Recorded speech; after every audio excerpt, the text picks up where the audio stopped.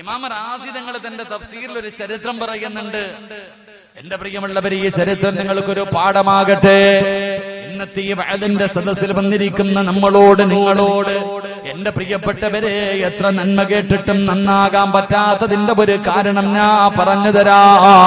മഹാനായ ഇമാം റാസി തങ്ങൾ തന്റെ തഫ്സീറിൽ പറയുകയാണ്, 1400 വർഷങ്ങൾക്ക് മുമ്പ് അല്ലാഹുവേ, മദീനയുടെ തെരുവിലൂടെ ഒരു പെണ്ണിങ്ങനെ നിലവിളിച്ചു കൊണ്ട് ഓടുകയാണ്. യുവത്വത്തിന്റെ നടുവിലൂടെ നടന്നു പോകുന്ന ഒരു പെണ്ണിങ്ങനെ നിലവിളിച്ചു കൊണ്ട് ഓടുകയാണ്. എന്താണ് വിളിച്ചു ചോദിക്കുന്നത്? ദല്ലൂനി അലാ മുഹമ്മദ്, അല്ലാഹുവിന്റെ പ്രവാചകൻ ആരെങ്കിലും എനിക്കൊന്ന് കാണിച്ചു തരുമോ? അല്ലാഹുവിന്റെ റസൂലിനെ എനിക്ക് ആരെങ്കിലും ഒന്ന് കാണിച്ചു തരുമോ? നിലവിളിച്ചുകൊണ്ട് മദീനയുടെ തെരുവിലൂടെ ഒരു പെണ്ണിങ്ങനെ ഓടുകയാണ്. റബ്ബേ, സ്വഹാബത്ത് പറഞ്ഞു കൊടുത്തു, പെണ്ണേ, ആയിരിക്കുന്നതാണ് അല്ലാഹുവിന്റെ പ്രവാചകന്, ലോകത്തിന്റെ നേതാവിനെ അവിടെ നിന്ന് കാണിച്ചു കൊടുക്കുമ്പോൾ പൊട്ടിക്കരഞ്ഞുകൊണ്ടില്ല ഹദ്റത്തി റസൂലില്ലാഹ്, മുത്തിനബിയുടെ ചാരത്തേക്ക് ഓടുകയാണ്. അല്ലാഹുവിന്റെ റസൂലിന്റെ ചാരത്തേക്ക് ഓടുകയാണ്. യാ റസൂലല്ലാഹ്, അല്ലാഹുവിന്റെ നബിയേ, എന്റെ പാപം അല്ലാഹു പൊറുക്കുവോ നബിയേ, എന്റെ പാപം അല്ലാഹു പൊറുക്കുവോ നബിയേ. മുത്തുനബിയുടെ ചാരത്ത് ചെന്ന് കരയുകയാണ്. പ്രവാചകൻ പറഞ്ഞു, നീ നിന്റെ കരച്ചിലെന്ന് നിർത്ത്, നീ നിന്റെ നിലവിളിയെന്ന് നിർത്ത്.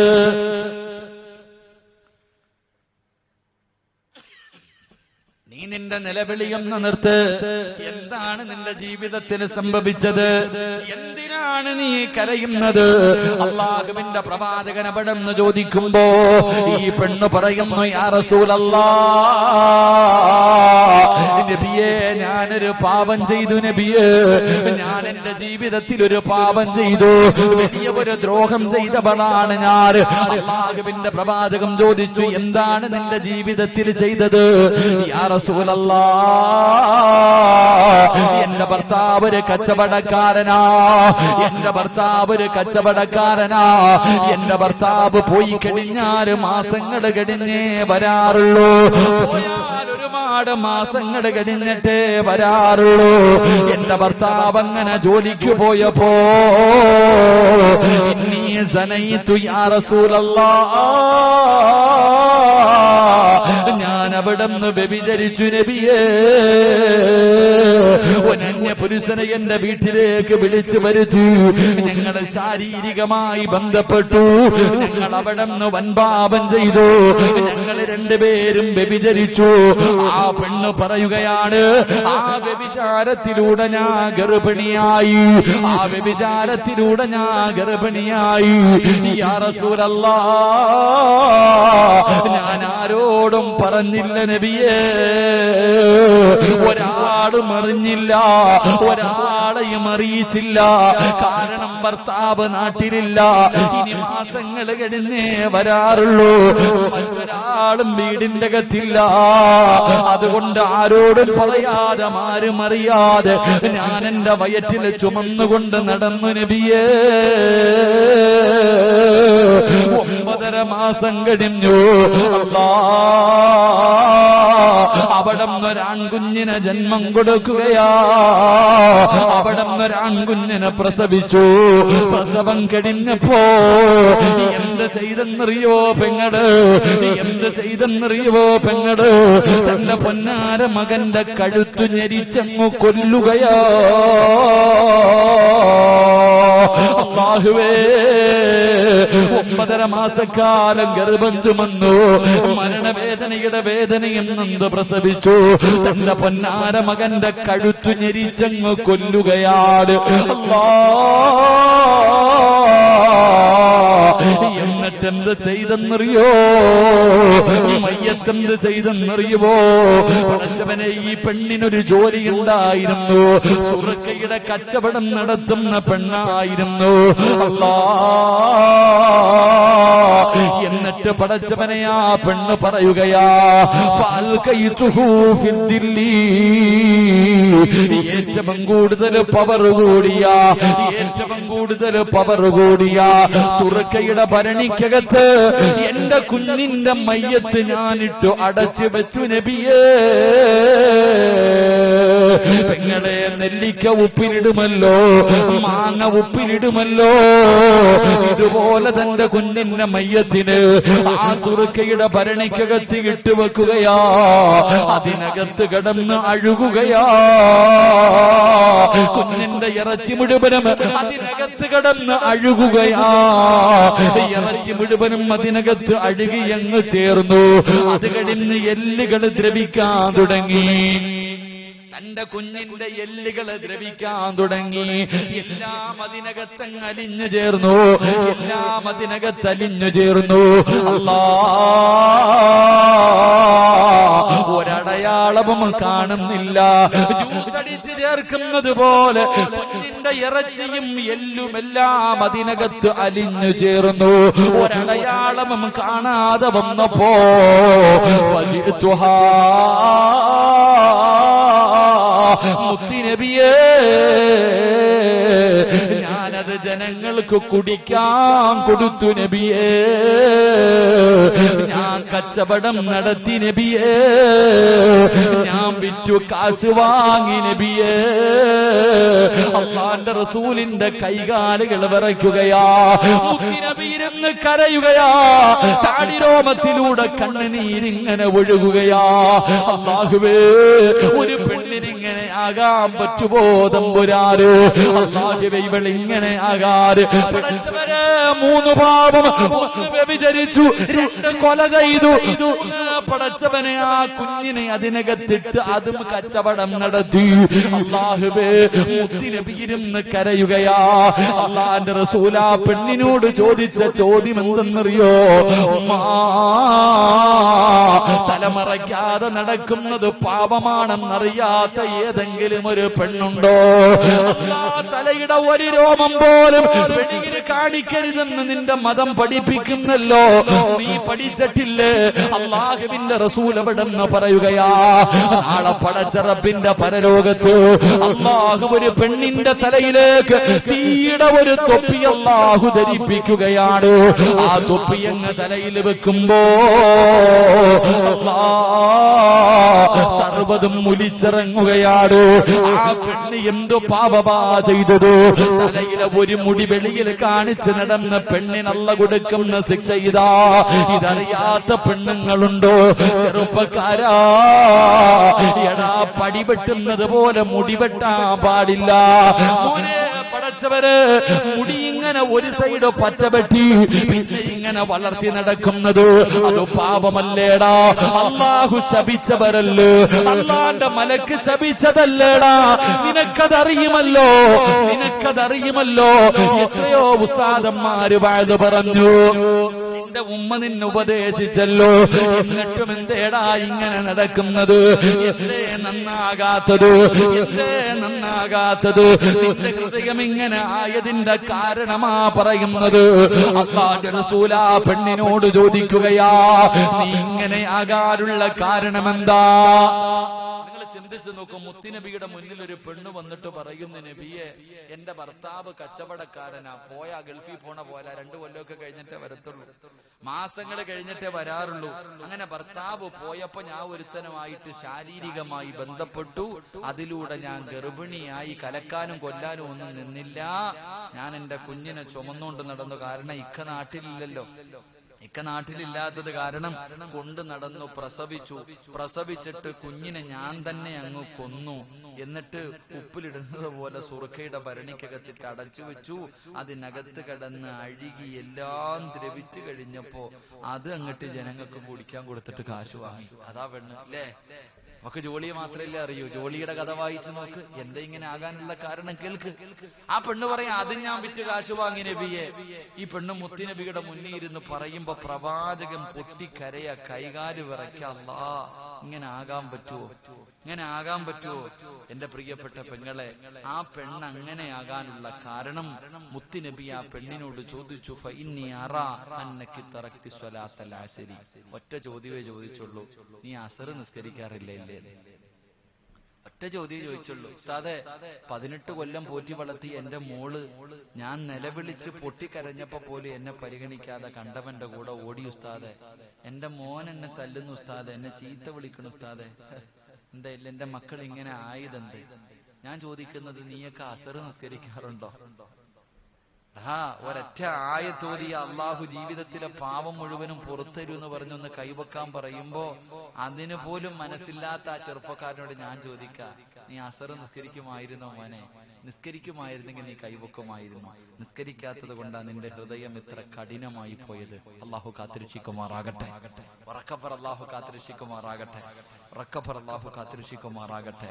അതുകൊണ്ട് എന്റെ പ്രിയമുള്ള സഹോദരങ്ങളെ, അള്ളാഹുവിന്റെ പരിശുദ്ധമായ ഖുർആനിലെ ഒരായത്ത് ഞാൻ പറഞ്ഞു തരാം. ഇനി പറ, ഓതിക്കൂടെ? ഓതിക്കൂടെ? കൈവക്ക്, കൈവക്ക്. സ്റ്റേജിൽ ഇരിക്കണവർക്കും പൊക്കാം, സംഘാടകർക്കും പൊക്കാം. ഇൻഷാ അല്ലാഹ്. അൽഹംദുലില്ലാഹ്. അള്ളാഹു ഈമാൻ തരുമാറാകട്ടെ.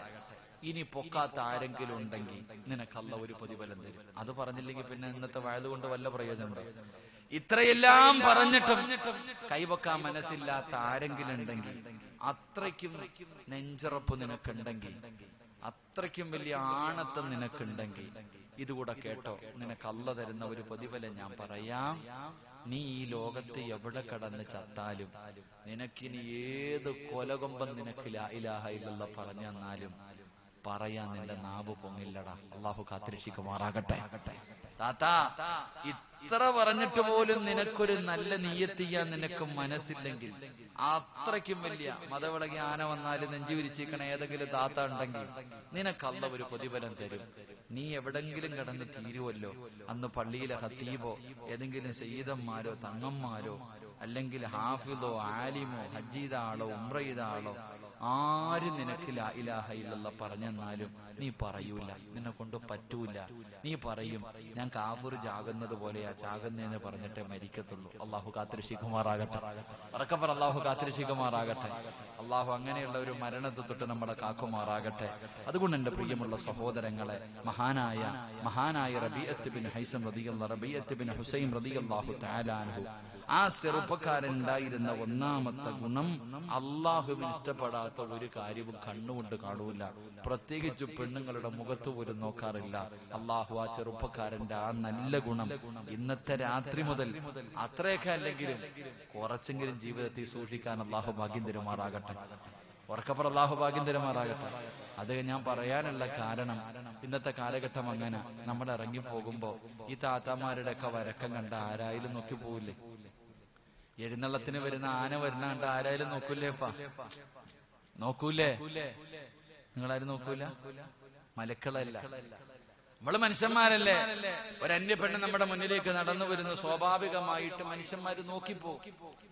ഒന്നാമത്തെ നോട്ടം അള്ളാഹു പുറത്തുവരുന്ന, അള്ളാഹു പുറത്തുവരുമാറാകട്ടെ. അള്ളാഹു പുറത്തുവരുമാറാകട്ടെ. ഒന്നാമത്തെ എന്തായാലും അള്ളാഹു പുറത്തുവരുമല്ലോ എന്ന് വിചാരിച്ചുകൊണ്ട് ഒന്നൊന്നര നോട്ടം നോക്കിയേക്കരുത്. അങ്ങനെ ഉണ്ടല്ലോ. എന്തായാലും ഒന്നാമത്തത് കുഴപ്പമില്ല, അള്ളാഹു പുറത്തുവരും. രണ്ടാമത് നോക്കുന്നില്ലേ കുഴപ്പമൊന്നും. അങ്ങനല്ല, ഒന്നാമതും രണ്ടാമതെല്ലാം അള്ളാഹു നമ്മളെ കാത്തിരക്ഷിക്കുമാറാകട്ടെ. അതുകൊണ്ട് താത്താമാര് കുറച്ചുകൂടെ ഒക്കെ ശ്രദ്ധിക്കാം. നിങ്ങളുടെ വസ്ത്രധാരണയും നിങ്ങളുടെ ഓരോ കാര്യങ്ങളും നീ സ്വന്തം നശിച്ചു, മറ്റൊരാളെ നശിപ്പിക്കൂടെ ചെയ്യരുത്. സ്വന്തം നന്നായില്ലെങ്കിലും മറ്റൊരാളെ നശിപ്പിക്കുന്നത്.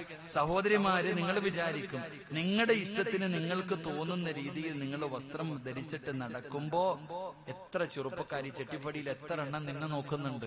ഓനെക്കൂടെ എന്തിനാ പെങ്ങളെ നരകത്തിൽ കൊണ്ടുപോകണം? നീ അവനെ കൂടെ എന്തിനാ നരകത്തിലാക്കണം? നീയേ നരകവാസിയായി പോകുമ്പോ കുറെ എണ്ണത്തിനെ കൂടെ കൊണ്ടുപോകണമെന്ന് ആഗ്രഹിക്കുന്നതിനാ? ഒരു പെണ്ണ് വിചാരിച്ചാൽ പലരെയും നന്നാക്കാൻ പറ്റുമല്ലോ. ചരിത്രത്തിൽ കാണാം, ബസ്രയിൽ ഒരു ചെറുപ്പക്കാരനുണ്ട്. ഓൻ ഏത് പെണ്ണിനെ കണ്ടാലും ഇഷ്ടപ്പെട്ട് കഴിഞ്ഞാൽ കൊണ്ടുപോകും. ബസ്ര എന്ന് പറയുന്ന നാട്ടിലൊരു ചെറുപ്പക്കാരുണ്ട്. ആ ചെറുപ്പക്കാരനൊരു ഹോബി എന്ന് പറയുന്നത് ഏത് പെണ്ണിനെ കണ്ട ആഗ്രഹിച്ച ഓ കൊണ്ടുപോകും. അപ്പൊ വൈകുന്നേരമായ ഇങ്ങനെ ബസ് സ്റ്റോപ്പിൽ പോയി ഇരിക്കണ പോലെ ഇങ്ങനെ പോയിരിക്കും. ഏത് പെണ്ണിനെ കാണാൻ ഇഷ്ടപ്പെടുന്ന കൂടെ പോകും.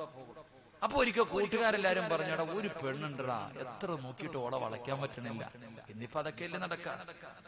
ഇന്നിപ്പോ ബസ് സ്റ്റോപ്പിൽ നിന്നിട്ട് പറയടാ, എത്ര എണ്ണം നോക്കിയിട്ട് ഓള് മാത്രം വളയണില്ല, എന്നാ ഒന്ന് വളച്ചു കാണിക്കളിയാ. വൈരാദേശി മത്സരം.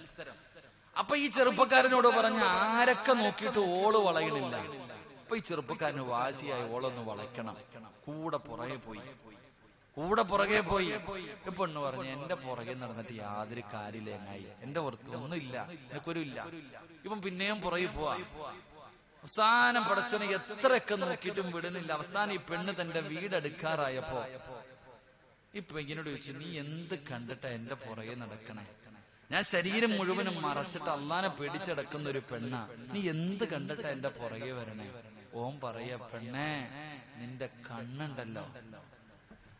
കണ്ണുണ്ടല്ലോ, ആ മനോഹരമായ 2 കണ്ണുകളായി എന്നെ ഏറ്റവും കൂടുതൽ സ്വാധീനിച്ചത്. നിന്റെ ഈ കണ്ണിന് ഇത്ര ഗ്ലാമർ ആണെങ്കിൽ നിന്റെ ശരീരത്തിന് എത്ര ഗ്ലാമർ ആയിരിക്കും. ഈ കണ്ണ് കണ്ടിട്ടാ. ചെറുപ്പക്കാരാ, ഇതൊക്കെ കണ്ടിട്ടാ, ഈ ചരിത്രമൊക്കെ വായിച്ചിട്ടാ ഓരോരുത്തന്മാര് സിനിമ എഴുതണം. മനസ്സിലായ? ചെറുപ്പക്കാരൊക്കെ ചിരിക്കണം. ഇതൊക്കെ വായിച്ചു നോക്കിയിട്ടാ പലമാരും പല സിനിമകൾ ഇറക്കുന്നത്. ഈ പെണ്ണിനോട് ചെറുപ്പക്കാരൻ പറയുക, നിന്റെ കണ്ണ്, ആ ഒരൊറ്റ കണ്ണിന് ഇത്ര ഗ്ലാമർ ആണെങ്കിൽ നിന്റെ ശരീരത്തിന് എന്തായിരിക്കും പെണ്ണെ? ഈ കണ്ണാ. അല്ലാഹുവേ പടച്ചവനെ, ആ പെണ്ണ് പറഞ്ഞു, നീ ഇവിടെ ഇരിക്ക്, ഞാൻ നിനക്കൊരു സമ്മാനം കൊടുത്തു വിടാം. ആ ചെറുപ്പക്കാരനോട് അവിടെ ഇരിക്കാൻ പറഞ്ഞിട്ട് നിലവിളിച്ചുകൊണ്ട് വീട്ടിലേക്ക് ഓടാ. ഈ പെണ്ണ് നിലവിളിച്ചുകൊണ്ട് തന്റെ വീട്ടിലേക്ക് ഓടാ. എന്തിനാ നിലവിളിച്ചെന്നറിയോ? അല്ലാ, എന്റെ ഈ കണ്ണാണല്ലോ അല്ലാ ഇവനെ ഈ പാപം ചെയ്യിപ്പിച്ചത്. എന്റെ ഈ 2 കണ്ണുകൾ കാരണമാണല്ലോ അല്ലാ ഇവൻ എന്റെ പുറകെ വന്നത്. പടച്ചോനെ, ഞാൻ തെറ്റ് ചെയ്തല്ലോ അല്ലാ, ഞാൻ പാവിയായി പോയല്ലോ അല്ലാ, എന്റെ ദുനിയാവ് ആഖിറവും പോയല്ലോ അല്ലാ, ഒരുത്തനെ ഞാൻ പിഴപ്പിച്ചല്ലോ തമ്പുരാനെ. അല്ലാഹുവേ, വീടിന്റെ അകത്തേക്ക് പോയിട്ട് പൊട്ടിക്കരയാ. എന്നിട്ട് ഈ പെണ്ണ് തന്റെ വീട്ടിലെ ജോലിക്കാരിയെ വിളിച്ചു ഒരു കത്തി എടുത്തുകൊണ്ട് വരാൻ. എന്നിട്ട് പറഞ്ഞു, 2 കത്തി കൊണ്ട് തന്റെ കണ്ണ് 2 കൃഷ്ണമണി അങ്ങ് ചൂഴ്ന്നെടുത്തു.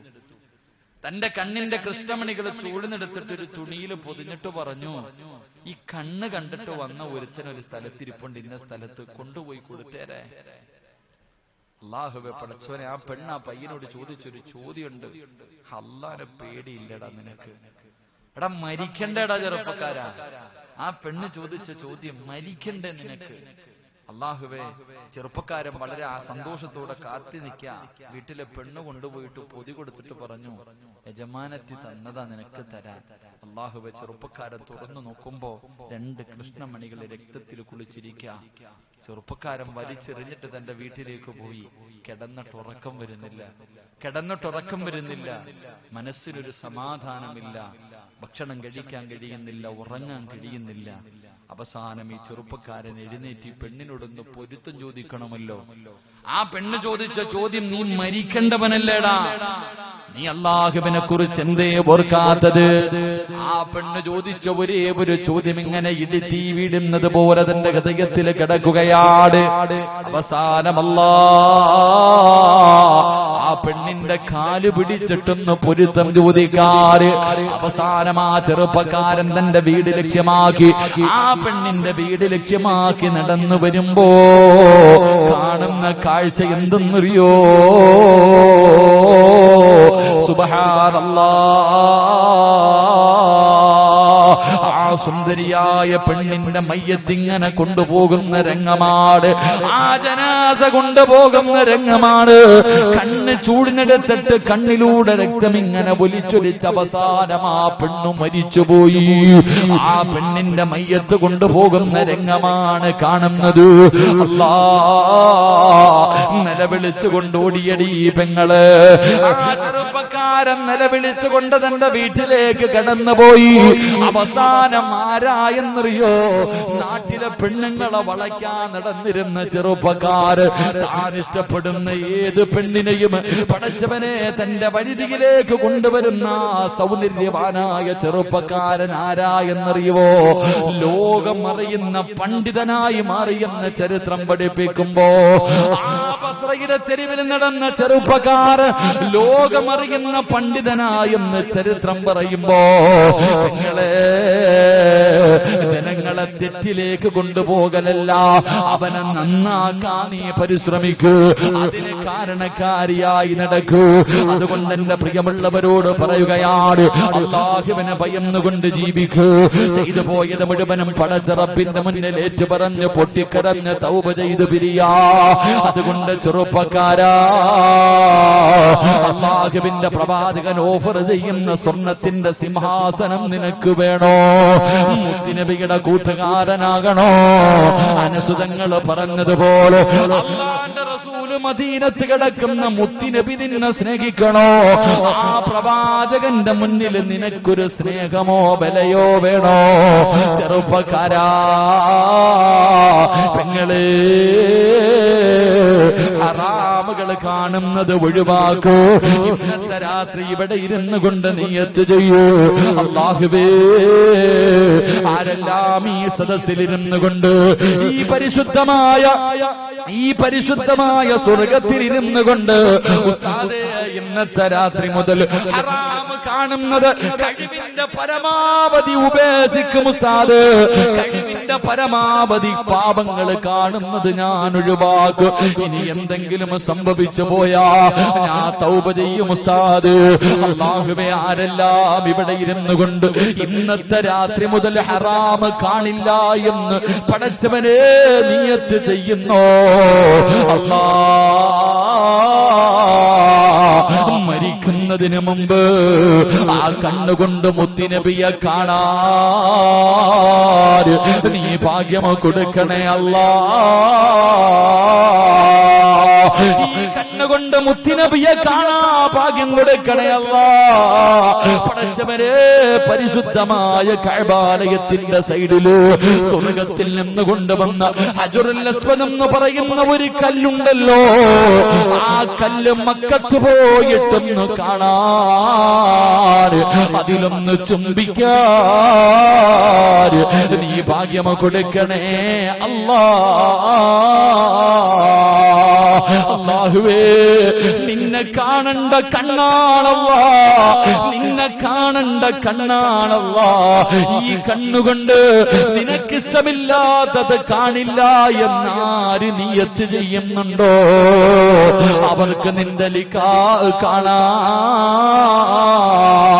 പടച്ചവരെ, നിന്നെ ഒന്ന് കൺകുളിർത്ത് കാണാൻ റബ്ബേ, ഈ നിയത്ത് ചെയ്യുന്നവർക്ക് ഭാഗ്യം കൊടുക്കണേ അല്ലാ.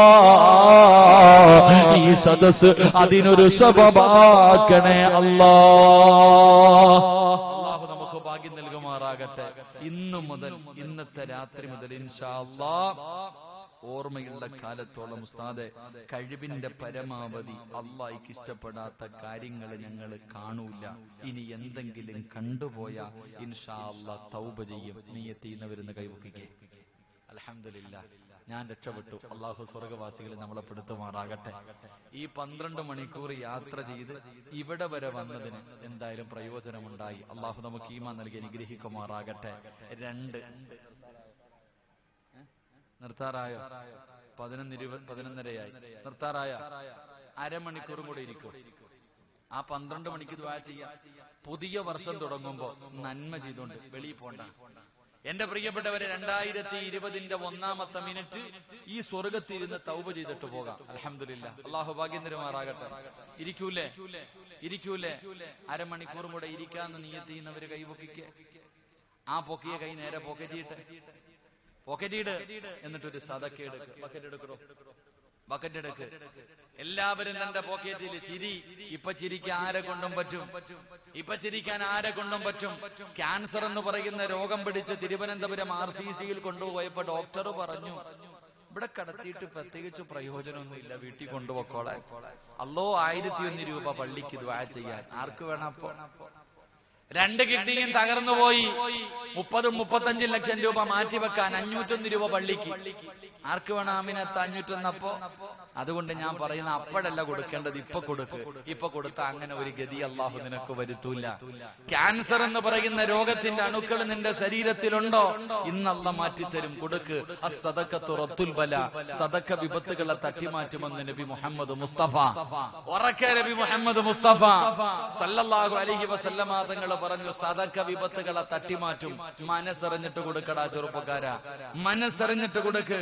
അള്ളാഹുവേ, നിന്റെ ശരീരത്തിൽ എവിടെയെങ്കിലും ക്യാൻസർ എന്ന് പറയുന്ന രോഗത്തിന്റെ അണുക്കൾ ഉണ്ടെങ്കിൽ ഈ 10 രൂപ മതികട മാറ്റാൻ. കുടുംബമൊന്നും വിൽക്കണ്ട, നിന്റെ സമ്പാദ്യം മുഴുവനും വിൽക്കണ്ട, പെങ്ങളെ സ്വർണവും വീടും പറമ്പും ഒന്നും വിൽക്കണ്ട, പള്ളിയുടെ മുന്നിലൊന്നും പിരിവിന് പോകണ്ട. മനസ്സറിഞ്ഞിട്ട് കയ്യിലുള്ളത് 5 പൈസയാണെങ്കിൽ 1 രൂപയാണെങ്കിൽ ആ ബക്കറ്റിലിട്. നിനക്ക് അള്ളാഹു നിന്റെ എല്ലാ മുസീബത്തും മാറ്റിത്തരും, എല്ലാ ശർറും അള്ളാഹു മാറ്റിത്തരും, നിന്റെ പ്രയാസങ്ങളും മാറ്റിത്തരും. പറ സ്വലാത്ത് സ്വല്ലല്ലാഹു അലാ മുഹമ്മദ് സല്ലല്ലാഹു അലാ മുഹമ്മദ് സല്ലല്ലാഹു അലൈഹി വസല്ലമ. അല്ലാഹുമ്മ സല്ലി അലാ മുഹമ്മദ് യാ റബ്ബി സല്ലി അലൈഹി വസല്ലമ. കരുണക്കടലായ അല്ലാഹ്, ദയാലുവായ പടച്ചവനെ, ആരെല്ലാം മനസ്സറിഞ്ഞുകൊണ്ടൊരു നല്ല സദഖ കൊടുക്കുന്നു, കരുണക്കടലായ അല്ലാഹ് അവരുടെ പ്രയാസങ്ങൾ മാറ്റണേ അല്ലാ. ഏതെങ്കിലും മാരകമായ രോഗത്തിന്റെ അണുക്കൾ അവരുടെ ശരീരത്തിലുണ്ടെങ്കിൽ ഈ സദഖയുടെ ബറക്കത്ത് കൊണ്ട് കരിച്ചു കളയണേ അല്ലാ. അല്ലാഹുവേ, മാരകമായ രോഗങ്ങളെ തൊട്ട് ക്യാൻസർ, ട്യൂമർ പോലെയുള്ള ശരീരത്തിന്റെ ഭാഗങ്ങളെ തളർന്നു പോകുന്ന, കിടന്ന കിടപ്പിൽ കിടന്ന് മലമൂത്ര വിസർജനം നടത്തേണ്ട ഒരവസ്ഥ ഈ പാപങ്ങൾക്ക് കൊടുക്കല്ലേ അല്ലാ. ആരെല്ലാം മനസ്സറിഞ്ഞുകൊണ്ട് കയ്യിലുള്ളതിലൊരു നല്ല സദഖ കൊടുക്കുന്നു, തന്റെ സമ്പാദ്യം മുഴുവനും മരുന്നു വാങ്ങാൻ വേണ്ടി മാറ്റിവെക്കുന്ന ഒരു മാരക രോഗമോ കൊടുക്കല്ലേ അല്ലാ. ഈ സദഖ അതിനൊരു സബബാക്കണേ അല്ലാ. എന്റെ പ്രിയമുള്ള സഹോദരങ്ങളെ, സഹോദരിമാര്, അല്ലാഹുവിന്റെ പ്രവാചകന്റെ കൂടെ നടന്ന അനസ് റളിയല്ലാഹു തആല അൻഹു, അതാ റബീഅത്ത് ഇബ്നു ഹുസൈം എന്ന് പറയുന്ന ചെറുപ്പക്കാരനോട് നിന്നെ മുത്തുനബി കണ്ടാ സ്നേഹിക്കുമായിരുന്നു എന്ന് പ്രവാചകന് പറയാനുള്ള രണ്ടാമത്തെ, പ്രവാചകനെ സ്നേഹിക്കുമായിരുന്നു എന്ന് പറയാനുള്ള രണ്ടാമത്തെ കാരണമെന്തെന്നറിയുവോ? ആ ചെറുപ്പക്കാരനുണ്ടായിരുന്ന രണ്ടാമത്തെ ഗുണമെന്തെന്നറിയുമോ? അവിടെന്ന് പറയുകയാ, അല്ലാഹുവിന്റെ പള്ളിയിൽ നിന്ന് ബാങ്ക് വിളിച്ചാൽ, അല്ലാഹുവിന്റെ പള്ളിയിൽ നിന്ന് ബാങ്ക് വിളിച്ചാൽ 5 വഖത്ത് നമസ്കരിക്കാ പള്ളിയിലേക്ക് നടന്നു പോകുന്ന ഒരു സ്വഭാവമുണ്ടായിരുന്നു. നിസ്കരിക്കാൻ പള്ളിയിൽ നിസ്കരിക്കാൻ പോകുന്ന ചെറുപ്പക്കാരനായിരുന്നു. ജമാഅത്തിനെ വല്ലാതെ ഇഷ്ടപ്പെട്ടിരുന്ന ചെറുപ്പക്കാരനായിരുന്നു. തന്റെ കാലുകൾ കൊണ്ട് പള്ളിയിലേക്ക് നടക്കുമായിരുന്നു എന്ന് ചരിത്രം പറയുമ്പോ സുബ്ഹാനല്ലാഹ്, ജമാഅത്തായുള്ള നിസ്കാരമുണ്ടല്ലോ. മഹാനായ ആ ചെറുപ്പക്കാരനുണ്ടായിരുന്ന രണ്ടാമത്തെ ഗുണം, പള്ളി നടന്നുപോയി ജമാഅത്തായി നിസ്കരിക്കുന്ന ഒരു നല്ല ഗുണമുണ്ടായിരുന്നു. പള്ളിയിലേക്ക് നടക്കുക, ജമാഅത്ത് നിസ്കരിക്കുക. അള്ളാഹു നമുക്ക് ഈമാൻ നൽകി അനുഗ്രഹിക്കുമാറാകട്ടെ. നമ്മള് പള്ളിയിലേക്ക് നടന്നു പോകുന്ന എത്ര പേരുണ്ട്? അള്ളാടെ പള്ളി നിസ്കരിക്കാൻ, ഇന്നത്തെ ഏതെങ്കിലും ഒരു വഖത്ത് നിസ്കരിക്കാൻ പള്ളിയിലേക്ക് നടന്നുപോയ ആണുങ്ങളൊക്കെ ഒന്ന് കൈവക്കിക്കും. നടന്നുപോയവര്, വണ്ടിയിൽ പോയവര് ഞാൻ ചോദിച്ചില്ല. അൽഹംദുലില്ലാ, നിങ്ങൾ പിന്നെ പള്ളി ഇല്ലാത്തോണ്ട് വീട്ടിൽ നിസ്കരിച്ചാൽ മതി. അള്ളാടെ പള്ളിയിലേക്ക് നടന്നുപോയാൽ കിട്ടുന്ന പ്രതിഫലം അറിയോ? നിർത്താം. അള്ളാടെ പള്ളിയിൽ നിസ്കരിക്കാൻ നടന്നു പോകുന്നവർക്ക് അള്ളാഹു തരുന്ന പ്രതിഫലം ഞാൻ പറയാം. അള്ളാഹു ഈമാൻ തരുമാറാകട്ടെ. പറ, അല്ലാഹ് ഈമാൻ തരുമാറാകട്ടെ. അല്ലാഹ് ഈമാൻ തരുമാറാകട്ടെ. ഈ സിറാത്ത് എന്ന് പറയുന്ന ഒരു പാലുണ്ട്, അറിയോ? ചമ്രവട്ടം പാലം പോലല്ല. സിറാത്ത് എന്ന് പറയുന്ന ഒരു പാലുണ്ട്. ഈ പാല് മാത്രമേ ഉള്ളൂ സ്വർഗത്തിൽ പോകാനുള്ള ഏക വഴി. എല്ലാവരും ഈ പാലത്തിൽ കയറിയാലേ സ്വർഗത്തിൽ പോകാൻ പറ്റും.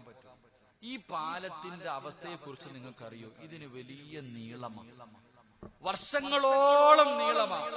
കയറ്റം, നിരപ്പ്, ഇറക്കം എല്ലാം ഉണ്ട്. കോടാനി കോടാനി കോടാനി കൊല്ലം നടന്നാലും ഈ പാലം ഒന്ന് കടക്കാൻ പറ്റൂല. വർഷങ്ങളോളം നടക്കണം. എന്റെ പ്രിയപ്പെട്ടവരെ, 50,000 കൊല്ലം, 70,000 കൊല്ലം എന്നൊക്കെയാ പറയുക നടക്കേണ്ടത്. അപ്പൊ 70,000 കൊല്ലം എന്നൊക്കെ പറഞ്ഞ ഇവിടുത്തെ കൊല്ലം പോലെയല്ല. അവിടത്തെ ഒരു ദിവസം ഇവിടത്തെ 50,000 വർഷമാണ്. എങ്ങനെ? അവിടത്തെ ഒരു ദിവസം ഇവിടത്തെ 50,000 വർഷം. അപ്പൊ കാൽക്കുലേറ്ററിൽ പോലും കുത്തിയാ ഇതിനൊരു കണക്കുണ്ടാകില്ല. അപ്പൊ ഈ കിടക്കുന്ന സിറാത്ത് എന്ന് പറയുന്ന നരകത്തിന്റെ മുകളിലൂടെ അള്ളാഹു വലിച്ചു കെട്ടിയിരിക്കുന്ന പെണ്ണെ, നിന്റെ ഒരു തലമുടി എടുത്തിട്ട് 7 ഭാഗമാക്കണം. ഇങ്ങനെ കട്ട് ചെയ്തിട്ടല്ല, ഇങ്ങനെ നീളത്തിൽ കീറണം. ഇങ്ങനെ 7 എണ്ണം ആക്കുമ്പോ അതിൽ ഒരെണ്ണെടുത്ത് ഇങ്ങനെ നോക്കണം എത്ര ഉണ്ടെന്ന്. ഇതാ അതിന്റെ കനം. ഇത്രേ ഉള്ളൂ നേർമ. ഒരു മുടി 7ആയിട്ട് മുറിച്ചിട്ട് അതിലൊരംശം ഇങ്ങനെയാണോ അത്രയ്ക്കേ ഉള്ളൂ കനം. അങ്ങനെയുള്ളൊരു പാലം. സിറാത്തു അലാ ജഹന്നം മിസ്ല ഹർഫി സ്വൈഫി. മുത്തുനബി പറയുന്നു, വാളിന്റെ അഗ്രഭാഗത്തിനേക്കാളും മൂർച്ചയാ. വല്ലാത്ത ഇരുള്, വല്ലാത്ത വഴുവഴുപ്പ്. അല്ലാഹുവേ, ഈ നീളമുള്ള പാലത്തിൽ കൂടെ വേണം സ്വർഗത്തിൽ പോകാൻ. എന്റെ പ്രിയമുള്ള സഹോദരങ്ങളെ, അപ്പൊ നമ്മൾ എത്ര കൊല്ലം നടക്കേണ്ടി വരും ഇതൊന്ന് കിടക്കണമെങ്കിൽ? ഈ പാലമൊന്ന് കടക്കണമെങ്കിൽ എത്ര കൊല്ലം നടന്നാൽ നമ്മളൊക്കെ ഒന്ന് സ്വർഗത്തിൽ പോകാം? അള്ളാഹു പോകാൻ ഭാഗ്യം തരുമാറാകട്ടെ. അള്ളാഹു പോകാൻ ഭാഗ്യം തരുമാറാകട്ടെ. അപ്പൊ മഹാന്മാര് പറയും, ചരിത്രത്തിലൊക്കെ കാണാം, ചില ആൾക്കാർ ഒരു കാലെടുത്ത് വെക്കുമ്പോ തന്നെ 50,000 വർഷം സഞ്ചരിച്ച ദൂരം അങ്ങ് പോകും.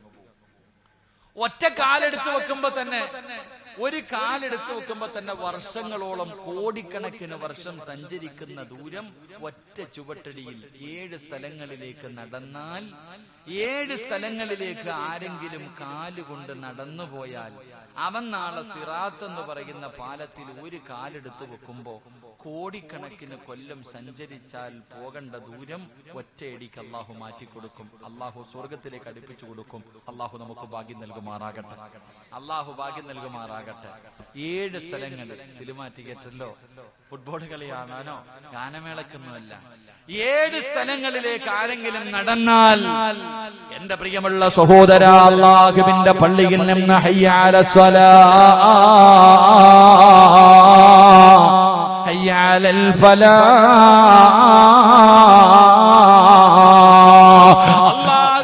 പള്ളിയിൽ നിന്ന് ബാങ്ക് വിളിക്കുമ്പോ പള്ളിയിലേക്ക് നടന്നു പോകുന്ന സഹോദരാ, പടച്ചവനെ, അതാ ചരിത്രം പറയുകയാണ്.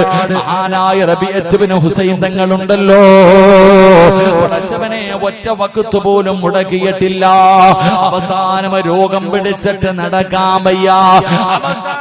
രോഗം പിടിച്ചിട്ട് നടക്കാൻ വയ്യ.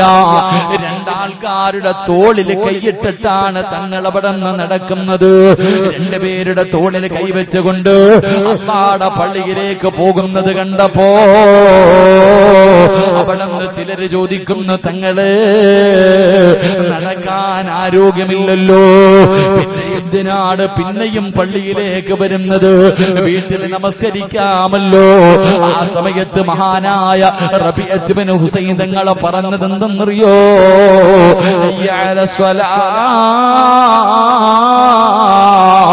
വിജയത്തിലേക്ക് വരൂ. ആ വിളി കേട്ടാ എങ്ങനെ പോകാതിരിക്കാരാ? അല്ലാഹുവിന്റെ പള്ളിയിൽ നിന്ന് നിങ്ങൾ വിജയത്തിലേക്ക് വരൂ എന്ന് റബ്ബിന്റെ പള്ളിയിൽ നിന്ന് വിളിക്കുന്നത് കേട്ടിട്ട് എങ്ങനെയാ മനസമാധാനത്തോടുകൂടി വീട്ടിലിരിക്കാൻ കഴിയുന്നത്? അതുകൊണ്ടാണ് പള്ളിയിലേക്ക് നടക്കുന്നതെന്ന് മഹാനവറുകൾ അവിടെന്ന് പറയുമ്പോ, രോഗം പിടിച്ചാലും നടക്കാൻ കഴിവില്ലെങ്കിലും അല്ലാഹുവിന്റെ പള്ളിയിലേക്ക് നടക്കുന്ന വാപ്പാ,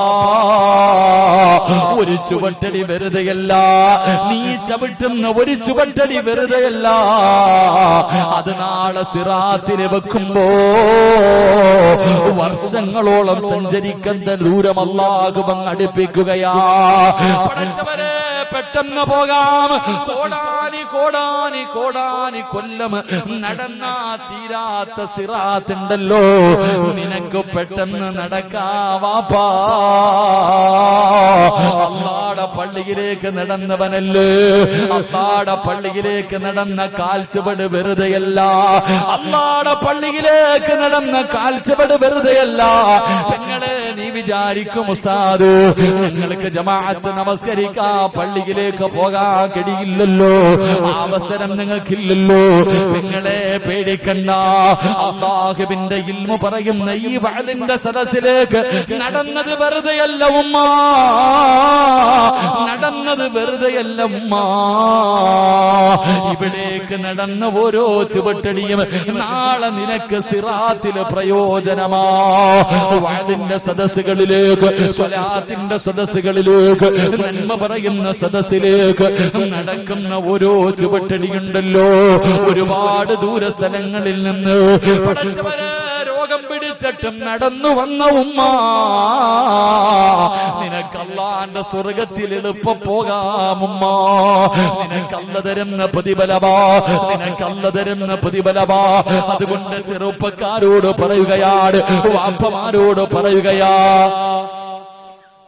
നിങ്ങൾ വണ്ടിയിലാണ് പള്ളിയിൽ പോകുന്നതെങ്കിലും, നിങ്ങൾ വണ്ടിക്കകത്താണ് പള്ളിയിൽ പോകുന്നതെങ്കിലും, പള്ളിയുടെ മുന്നിലെത്തുമ്പോ പറയണം, മക്കളെ വണ്ടി നിർത്തടാ. എന്ത് ചെയ്യണം? ഇപ്പൊ വണ്ടി പള്ളിക്കകത്ത് കയറ്റാൻ പറ്റുമെങ്കിൽ അവിടെ വരെ നമ്മൾ കയറ്റും. പള്ളിക്കകത്ത് വണ്ടി കയറ്റാൻ പറ്റുമെങ്കിൽ അതിനകത്ത് വരെ കയറ്റുന്നവരാ നമ്മൾ. എങ്കിൽ എന്റെ പ്രിയപ്പെട്ട ഉപ്പമാരോട് പറയാ, നടന്ന് പള്ളിയിൽ നിസ്കരിക്കാൻ പോകുന്നവർ നടന്ന് തന്നെ പോകുക. കാരണം ആ കാൽ ചുവട് നാളെ നിനക്ക് സ്വർഗത്തിലേക്ക് ചവിട്ടാൻ എളുപ്പം ഭാഗ്യം കിട്ടും. അള്ളാഹു ഭാഗ്യം നൽകുമാറാകട്ടെ, അള്ളാഹു ഭാഗ്യം നൽകുമാറാകട്ടെ.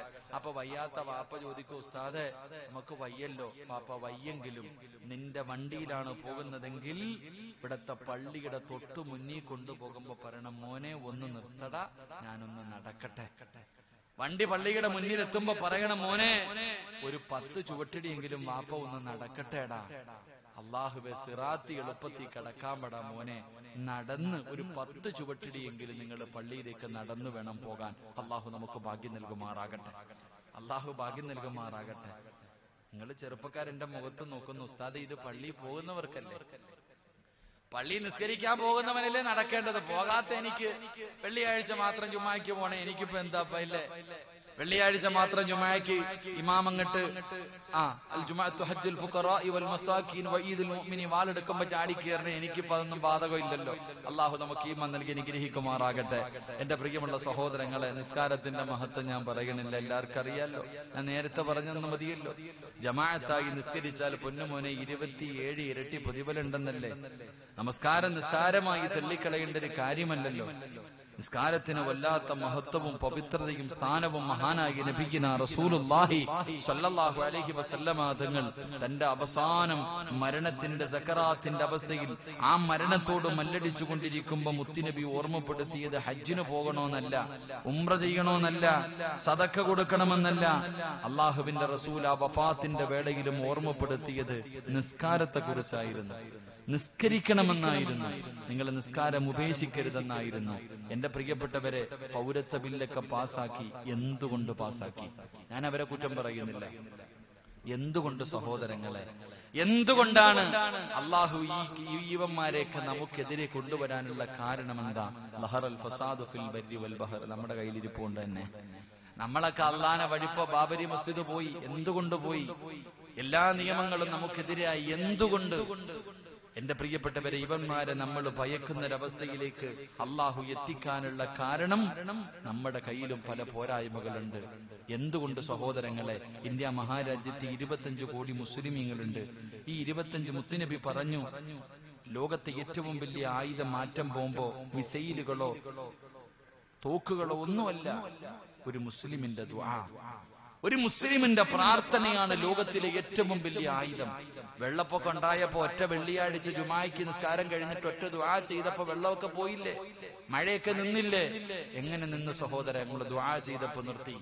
പക്ഷെ ആ ദുആ നമ്മൾ ഇപ്പം ചെയ്താൽ നമുക്ക് സഹായം കിട്ടുന്നില്ല. അതിന്റെ കാരണം എന്ത്? ഇന്ത്യയിലെ 25 കോടി മുസ്ലിമീങ്ങൾ ഒരൊറ്റ വെള്ളിയാഴ്ച മനസ്സറിഞ്ഞിട്ട് ഒരൊറ്റ ദുആ ചെയ്താൽ പിന്നെ ഒരുത്തരും കാണൂല എവിടെങ്ങും. പക്ഷെ നമ്മൾ ദുആ ചെയ്യാൻ, എന്റെ പ്രിയപ്പെട്ടവരെ, ദുആ ചെയ്താൽ സ്വീകരിക്കുന്നില്ല. അതിന്റെ കാരണം നമ്മൾ അള്ളാഹുവിൽ നിന്ന് ഒരുപാട് അകന്നുപോയി. അള്ളാഹിൽ നിന്ന് നമ്മൾ അകന്നപ്പോ അള്ളാഹു ഇങ്ങനെയൊക്കെ നമ്മളെ പീഡിപ്പിക്കാൻ തുടങ്ങി. അള്ളാഹു നമുക്ക് നന്നാകാൻ ഭാഗ്യം തരുമാറാകട്ടെ. ഉറക്കപ്പറ, അള്ളാഹു നന്നാകാൻ ഭാഗ്യം തരുമാറാകട്ടെ. അതുകൊണ്ട് നമ്മൾ ആദ്യം നന്നാകും. നമുക്ക് ഇതിനകത്ത്, ഞാൻ ചോദിക്കട്ടെ, ഇതിനകത്ത് നമുക്ക് പഠിക്കാൻ വലിയൊരു പാഠമുണ്ട്.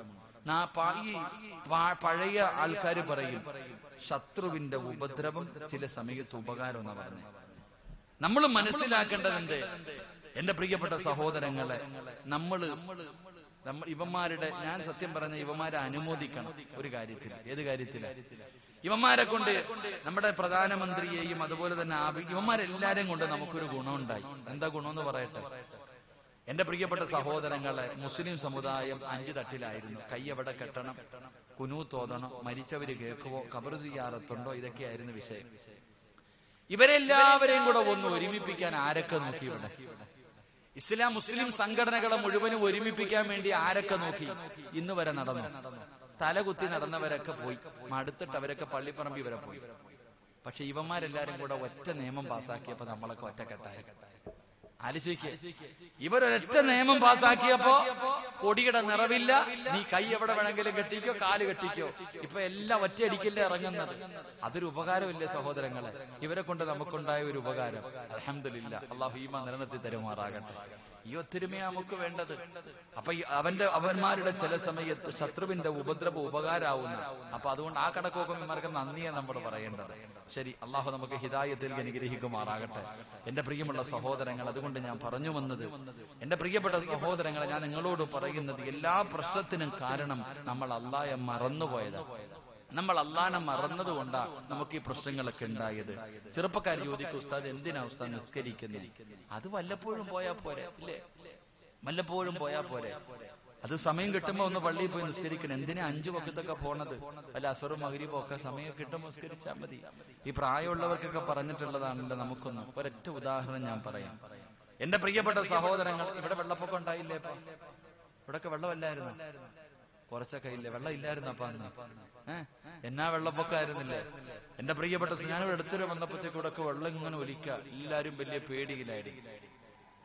കുഴപ്പമില്ല, എങ്ങോട്ട് നോക്ക്, എല്ലാം ഉണ്ടാകും. ഫരീഖും ഫിൽ ജന്ന ഫരീഖും ഫിൽ സഈർ. സ്വർഗത്തിന്റെ അവകാശികൾ ഉണ്ടാകും, നരകത്തിന്റെ അവകാശികൾ ഉണ്ടാകും. സ്വർഗത്തിൽ ആള് കുറവും, നരകത്തിൽ ആള് കൂടുതലും. അള്ളാഹു നമ്മളെ എവിടെ കൂട്ടണം നിങ്ങൾ തീരുമാനിക്കുക. അള്ളാഹു ഭാഗ്യം തരുമാറാകട്ടെ. അള്ളാഹു സ്വർഗത്തിന്റെ അവകാശികൾ പെടുത്തുമാറാകട്ടെ. എന്റെ പ്രിയമുള്ള സഹോദരങ്ങളെ, ചെറുപ്പക്കാര് ചോദിക്കും, നിസ്കരിച്ചാൽ എന്ത് കിട്ടും? ഒറ്റ ഞാൻ പറയണില്ല, എന്റെ വയത് കേൾക്കണ എല്ലാവർക്കും അറിയാം. പക്ഷെ ഇന്ന് രാത്രി ഇവിടെ ഉപകാരം വന്നപ്പോ, ഇന്നത്തെ രാത്രി നിങ്ങൾക്ക് ഇവിടെ ഓടിയപ്പോ എനിക്ക് പറഞ്ഞു, നിസ്കരിച്ച എന്ത് കിട്ടുമെന്നറിയോ? അല്ല പറയുകയാ, മരിക്കുന്ന കാലം വരെ ഈ ചെട്ടിപ്പടിയിലെ ഒരു വീടിന്റെ അകത്ത് അള്ളാഹു പട്ടിണി കൊടുക്കില്ല എന്ന് അള്ളാന്റെ വിശുദ്ധ ഖുർആൻ. അള്ളാഹു ഈമാൻ തരുമാറാകട്ടെ. മരിക്കുന്ന കാലം വരെ ഈ നാട്ടിലെ ഒരു വീടിന്റെ അകത്ത് പട്ടിണി ഉണ്ടാകില്ല. അള്ളാഹു നമ്മുടെ വീട് അങ്ങനെ ആക്കി തരുമാറാകട്ടെ. അങ്ങനെ ആകണോ? നരേന്ദ്രമോദിയല്ല, ദജ്ജാല് ഭരിച്ചാലും നിന്റെ വീട്ടിൽ നിനക്കും പെണ്ണുമ്പിള്ളയ്ക്കും തിന്നാൻ ഭക്ഷണം ഉണ്ടാകും. അള്ളാഹു നമ്മുടെ വീട് അങ്ങനെ ആക്കി തരുമാറാകട്ടെ. നീ ഒരു വീട്ടിലും പിരിവിന് പോകണ്ട, ഒരു സംഘടനകൾക്ക് മുന്നിലും പോകണ്ട. 3 നേരമല്ല, 5 നേരം നിനക്കും പെണ്ണുമ്പിള്ളയ്ക്ക് എല്ലാ ദിവസവും ഖിയാമത്ത് നാൾ വരെ ഭക്ഷണം ഉണ്ടാകും. അള്ളാഹു നൽകി അനുഗ്രഹിക്കുമാറാകട്ടെ. ഇൻഷാ അല്ലാഹ് എന്റെ വീട് അങ്ങനെ ആകണമെന്ന് ആഗ്രഹമുള്ളവരൊക്കെ ഒന്ന് കൈവയ്ക്കുകയും. ആഗ്രഹം മാത്രം മതിയോ? ആഗ്രഹം മാത്രം പോരാ, ഒരു കാര്യം ചെയ്യണം. അങ്ങനാണല്ലോ, ഒരു കാര്യം നിങ്ങൾ ചെയ്താൽ മരിക്കുന്ന കാലം വരെ അള്ള തരും ഭക്ഷണം. നീ ആരും പേടിക്കണ്ട ട്ടാ. നിനക്ക് 50 മക്കളുണ്ടെങ്കിലും ഭർത്താവിന് ജോലിയുണ്ടോ ജോലിയില്ലേ അതൊന്നും നമുക്കറിയണ്ട. മരിക്കുന്ന കാലം വരെ നിന്റെ വീടിന്റെ അകത്ത് നിനക്കും മക്കൾക്കും തിന്നാനുള്ളത് പടച്ച റബ്ബ് വരും. പക്ഷെ ഒറ്റ കാര്യം ചെയ്യണം. അള്ളാഹു ഭാഗ്യം തരുമാറാകട്ടെ. ചെയ്യോ? നിങ്ങൾക്ക് വേണമെങ്കിൽ ചെയ്യും, നിങ്ങൾക്ക് വേണമെങ്കിൽ നിനക്കും പെണ്ണുപിള്ളയ്ക്കും മക്കൾക്കും തിന്നണമെങ്കിൽ നിങ്ങൾ ചെയ്യും. എനിക്ക് വേണമെങ്കിൽ ഞാൻ ചെയ്യാം. ഇൻഷാ അല്ലാഹ്. അള്ളാഹു ചെയ്യാൻ ഭാഗ്യം തരുമാറാകട്ടെ. ഇൻഷാ അല്ലാഹ് ചെയ്യോ കൈവക്കിക്കേ. തേങ്ങയൊക്കെ വെട്ടി മാറ്റിയത് കാര്യമായി. ഇൻഷാ അല്ലാഹ് എന്ത് ചെയ്യണമെന്നറിയോ? അള്ളാഹു പറയുകയാ, ഞാനല്ല പറഞ്ഞത്, ഖുർആനാ പറഞ്ഞു. പരിശുദ്ധമായ ഖുർആൻ എടുത്തു നോക്കൂ. സൂറത്ത് ത്വാഹ അല്ലാഹു പറയുകയാ, വഅമുർ അഹ്ലക ബിസ്വലാത്തി വസ്തബിർ അലൈഹാ ലാ നസ്അലുക റിസ്ഖ നഹ്നു നർസുഖ. അല്ലാഹു പറയുകയാ, ഈ ചെട്ടിപ്പടിയിലെ ഏതെങ്കിലും ഒരു വീടിന്റെ അകത്ത് 5 വഖത്ത് നമസ്കാരം നടക്കുന്നുണ്ടെങ്കിൽ മരിക്കുന്ന കാലം വരെ അള്ളാഹു ആ വീട്ടുകാർക്ക് ഭക്ഷണം കൊടുക്കും. അള്ളാഹു ഈമാൻ തരുമാറാകട്ടെ. ആർക്ക് വേണമെങ്കിൽ പോയിട്ട് ഏത് തഫ്സീർ വേണമെങ്കിലും നിങ്ങൾ നോക്കിക്കോ, ഖുർആനിന്റെ ഏത് പരിഭാഷ വേണമെങ്കിലും നിങ്ങൾ വായിച്ചു നോക്ക്.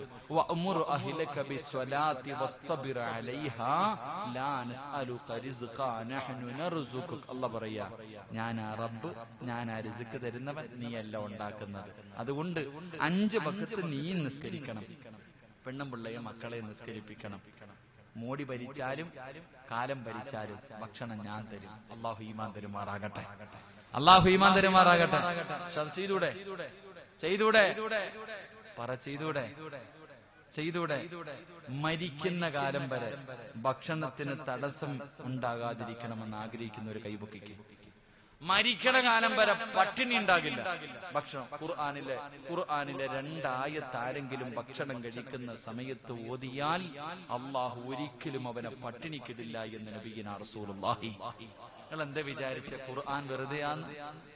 എന്റെ സഹോദരി ഭക്ഷണം കഴിക്കാൻ തുടങ്ങുന്ന സമയത്ത് അള്ളാന്റെ ഖുർആനിലെ ഒറ്റ 2 ആയത്തുകൾ, അള്ളാഹുവിന്റെ പരിശുദ്ധമായ ഖുർആനിലെ 2 ആയത്തുകൾ നീ ഓതിയാൽ മരിക്കണ കാലം വരെ അള്ളാഹ് നിന്നെ പട്ടിണിക്കിടൂല. നിന്നെയോ നിന്റെ ആരോതുന്നോ അവരെ മരിക്കണ കാലം വരെ അള്ളാഹു പട്ടിണിക്കിടൂല. അള്ളാഹു പഠിക്കാൻ ഭാഗ്യം തരുമാറാകട്ടെ. പറഞ്ഞേരട്ടെ വേണോ? എല്ലാം ഇങ്ങനെ കേട്ടിട്ട് കളയാൻ നിൽക്കുക. ഇൻഷാ അല്ലാഹ് അവസാനം പഠിക്കാം. അല്ലാഹു ഭാഗ്യം തരുമാറാകട്ടെ. അപ്പൊ അല്ലാഹ് പറയുകയാ, വഅമുർ അഹ്ലക ബിസ്വലാത്തി വസ്തബിർ അലൈഹാ ലാ നസ്അലുക റിസ്ഖ നഹ്നു നർസുഖുക.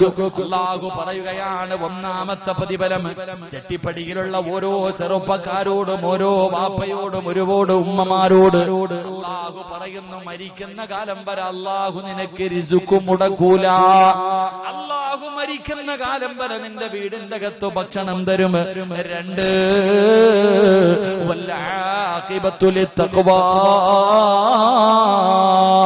ഒരുപാട് പേരുടെ മയ്യത്ത് വെള്ളിയാഴ്ച കബറടക്കിയ ചെറുപ്പക്കാരാ, ഒരുപാട് പെണ്ണുങ്ങളുടെ ചിരിക്കുന്ന മുഖം കണ്ട പെങ്ങള്,